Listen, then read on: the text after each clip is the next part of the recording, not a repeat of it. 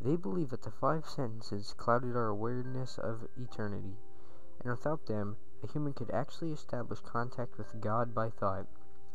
An elderly man who claimed he had nothing left to live for was the only volunteer test subject. To purge him of all of his senses, the scientists performed a complex operation in which every sensory nerve connected to the brain was surgically severed. Although the test subject retained full muscular function, he could not see, hear, taste, smell, or feel. With no possible way to communicate or even sense the outside world, he was alone with his thoughts. The scientists monitored him as he spoke aloud about his state of mind in jumbled, slurred sentences that he couldn't even hear. After 4 days, the man claimed to be hearing hushed, unintelligible voices in his head. Assuming it was onset of psychosis, the scientists paid little attention to the man's concerns. 2 days later, the man cried that he could hear his dead wife speaking with him, and even more, he could communicate back. The scientists were intrigued, but were not convinced until the subject started naming dead relatives of the scientists. He repeated personal information of the scientists that only their dead sprouts and parents would have known. At this point, a sizable portion of the scientists left the study. After a week of conversing with the dead through his thoughts, the subject became distressed, saying the voices were overwhelming.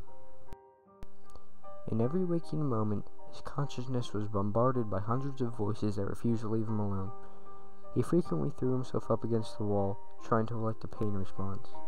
He begged for the scientists for sleep aids, so that he could escape the voices by sleeping. This tactic worked for 3 days until he started having severe night terrors. The subject repeatedly said that he could hear and see the dead in his dreams. Only 1 day later, the subject began to scream and claw at his non-functional eyes, hoping to sense something in the physical world. The hysterical subject now said that the voices of the dead were defending and hostile, speaking of hell and the end of the world. At one point, he yelled, "No heaven, no forgiveness," for 5 hours straight. He continuously begged to be killed, but the scientists were convinced that he was close to establishing contact with God. After another day, the subject could no longer form coherent sentences. Seemingly mad, he started to bite off chunks of his flesh from his arms. The scientists rushed into the test chamber and restrained him to a table so he could not kill himself. After a few hours of being tied down, the subject halted his struggling and screaming. He started blankly staring at the ceiling, as teardrops silently streaked down his face.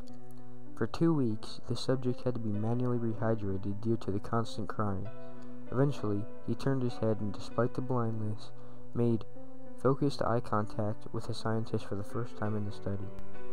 He whispered, "I have spoken with God, and he has abandoned us." His vital signs stopped. There was no apparent cause of death.